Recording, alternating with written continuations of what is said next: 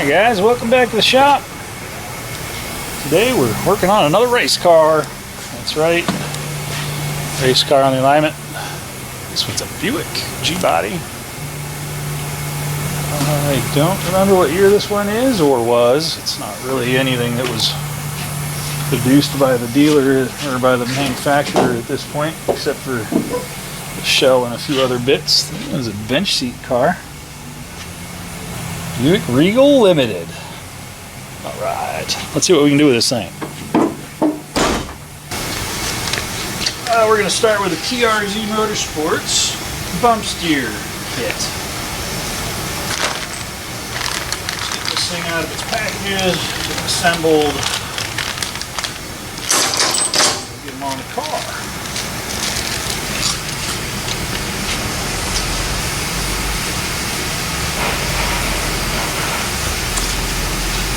I always like to put a little bit of lube on the joints. Just most of these race cars aren't going to be out in the salt or anything, but I just think it's beneficial. Funny like that. TRZ Motorsports, thank you for supporting us out here in this crazy world.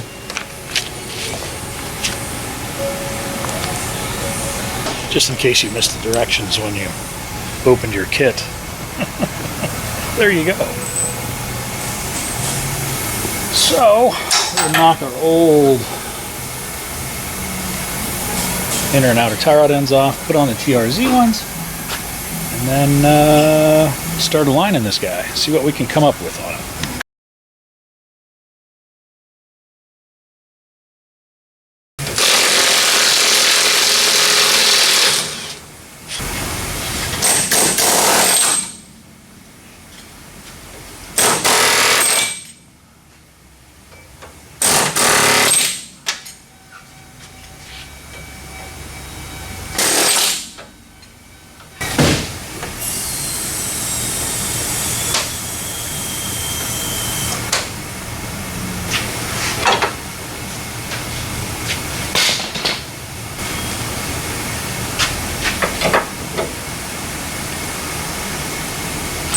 I have to drill those knuckles.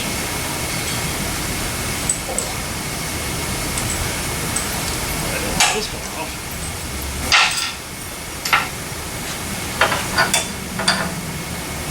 That's how I do. Drill time. Alright, so this kit, you drill out the taper to a 1/2 inch in the knuckle, and then you drive your bolt through. I always start with the machined unit on the bottom, and then we'll shim it around from there to get our optimum setting. Looks like I need to be a lot longer than what we are. So first I'm going to center my steering points to the dead center of the car, and then we'll make adjustments from there.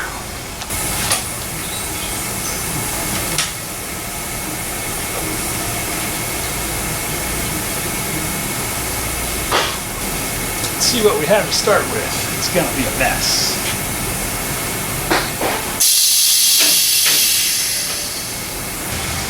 What do we have to work with?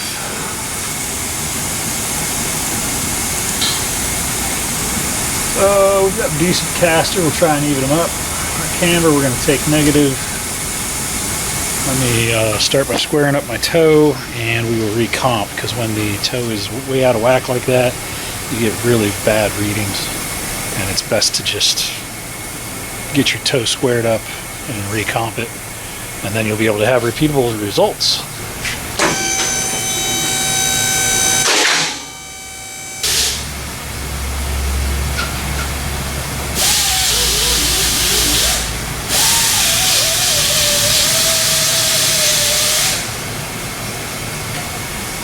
Okay, my tie rod ends are within 1/8 of an inch of each other as far as length is concerned. So we'll adjust them both in or out from there. We want our tie rod ends to be the same length when we're all done.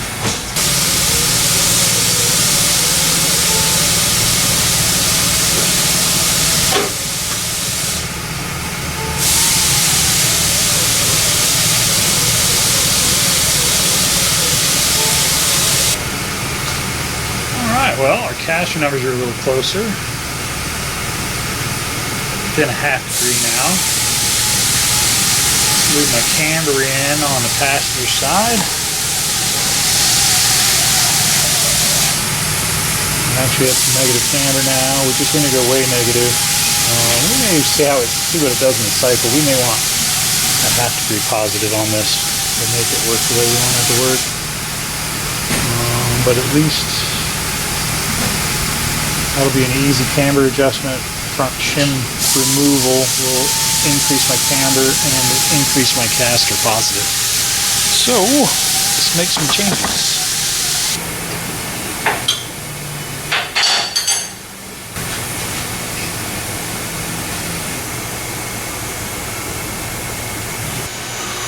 Take some figuring out. Hang on a minute. So the bump steer kits are designed to be used with the TRZ Camber and lower control arms. When you're using them with the factory control arms and factory knuckles, it's a little bit different than how they show you to set it up. It's not a big deal. It just takes a little time. You gotta cycle it. You're trying to get the point between the lower control arm pivot and the ball joint pivot. Get an imaginary line there, and you want it to be parallel with the line from the suspension center link pivot to the outer tie rod end pivot.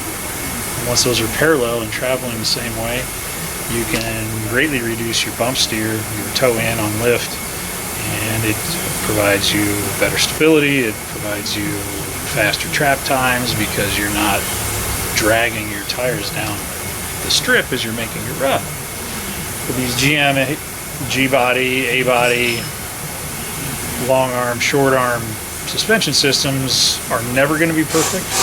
The best suspension system with bump steer that I've had experience setting up has been the F-body, the Camaros, or the Fox body suspension system, which it's a single point up top where your strut, your Pearson strut is connected to the unibody, and then it's a control arm that drops, and you only have a lower control arm making changes to your camber as your car lifts and the suspension drops, and everything stays the same. And I've actually dialed those into where there's zero change through the entire range. These, there's always some change, but if we can get it to as little amount as possible, that's our goal. The first time I lifted this, it was like 9 degrees toe in, which is a ton of drag. We're going to see if we can make it better, and we do that by trying it, lifting it, dropping it, seeing what it does, and then we make changes.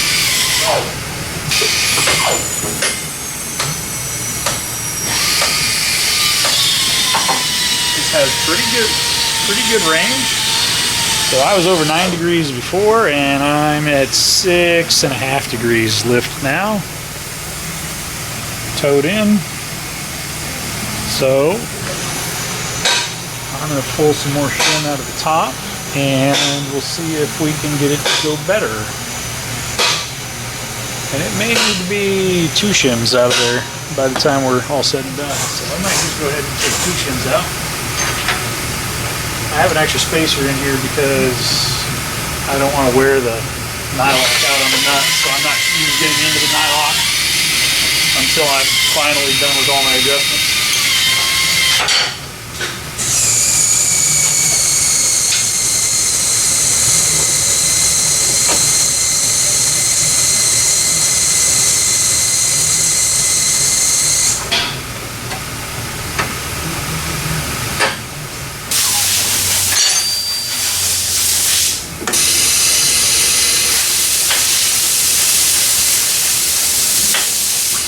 Alright, so we are at 0 toe-ish.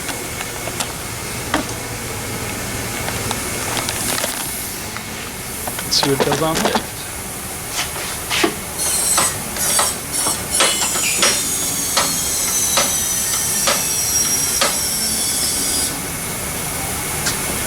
So we're down to under 4 degrees toe in on lift. Oh, I don't know if you saw that. 4 degrees toe in on lift. So we're going to take all the shim out,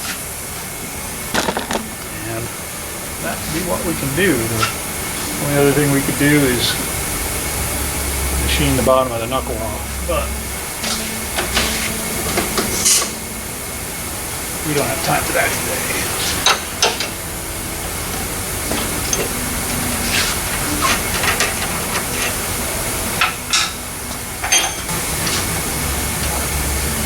We're going to go ahead and lock these down where they're at.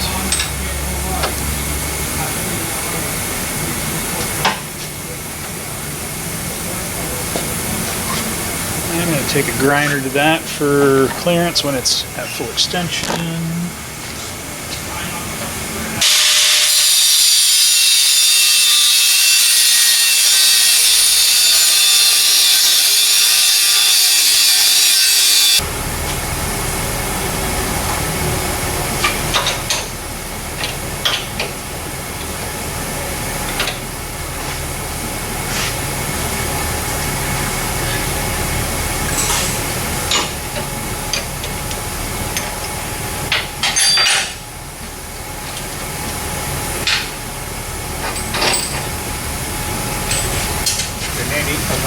It's like, no, it's a diesel truck.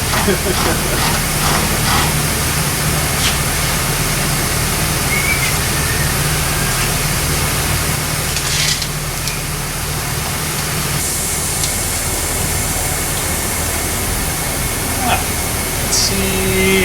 Looks like I need to resweep my caster. My caster readings are all goofy.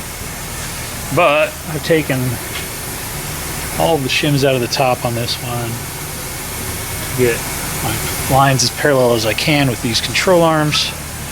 Like I said, the next step would be to actually machine these up probably about halfway to get the final amount. Maybe another 1/8 inch, probably not halfway, probably another 1/8 inch.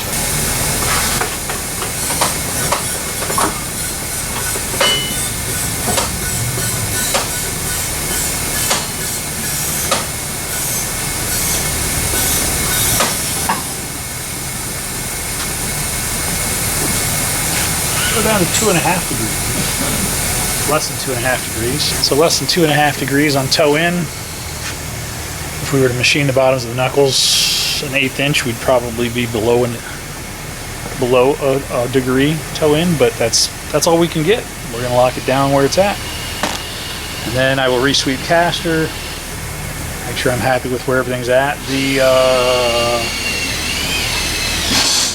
The pinion on the drive shaft or on the rear axle could stand to go down about 1 degree, and I'll see if he wants me to do that or if he's going to do that himself. These don't have dual adjustable arms in the back, so you have to take it loose. Probably put a turn or two into them and then put them back together and then recheck it. It's close enough to run though. Well, I think I'll take that.